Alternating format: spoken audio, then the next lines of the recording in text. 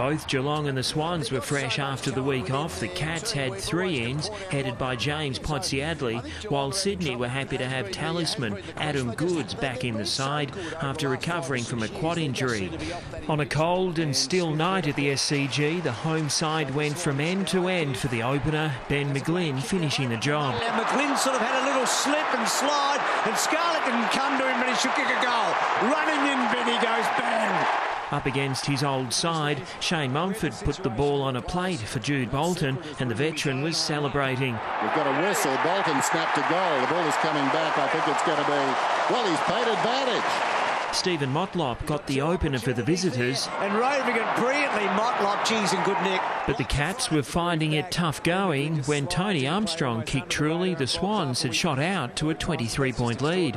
Armstrong comes in, former Crow, puts it straight through the middle. Early issues for Cats coach Chris Scott, and they got worse as Lewis Jetta enjoyed plenty of freedom up forward. Jetta, long kick, what a beautiful kick! It was fast becoming fright night for Geelong. Even Matthew Scarlett was being outmarked by Mike Pike, and the former rugby union player from Canada showed how he's matured.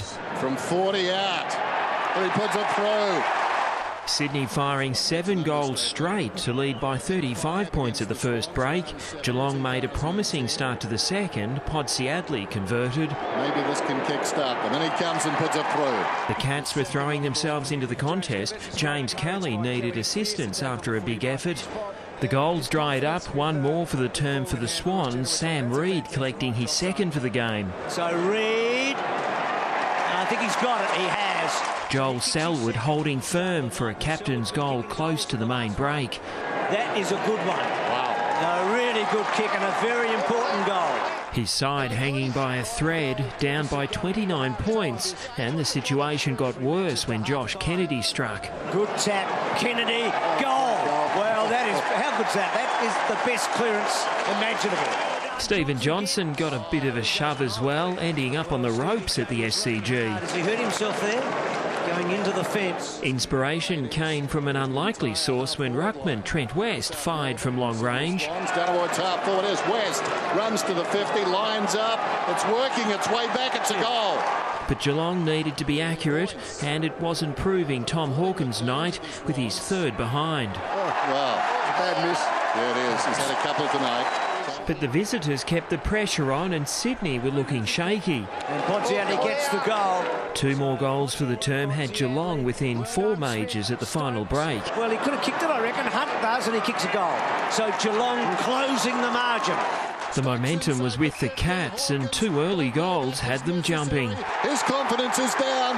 Chapman's is up. He kicks the goal. Sydney faded late against Essendon, and they were fading again as Chapman's long ball kept rolling. Bacon goal square. It runs on and on and on. The ball barracks for Geelong. After a quiet night in his return, Goodes was subbed off. Nothing going right for the home side after a 50-metre penalty against Reid gifted another goal. Hasn't kicked a goal this season. Now he has. A thriller unfolding, and Sydney weren't finished yet. Jack long ball. He's got the goal from long range. Hawkins had the quick reply. He spotted Stevie do it. He goes around and he kicks it. But it was the sub, Andres Everett, who had the final say to seal the match for Sydney. The Swans holding on for a 1-goal victory, clinching their 3rd straight win, 12-8-80 to 11-8-74. Brett Clancy, Big Pond Sport.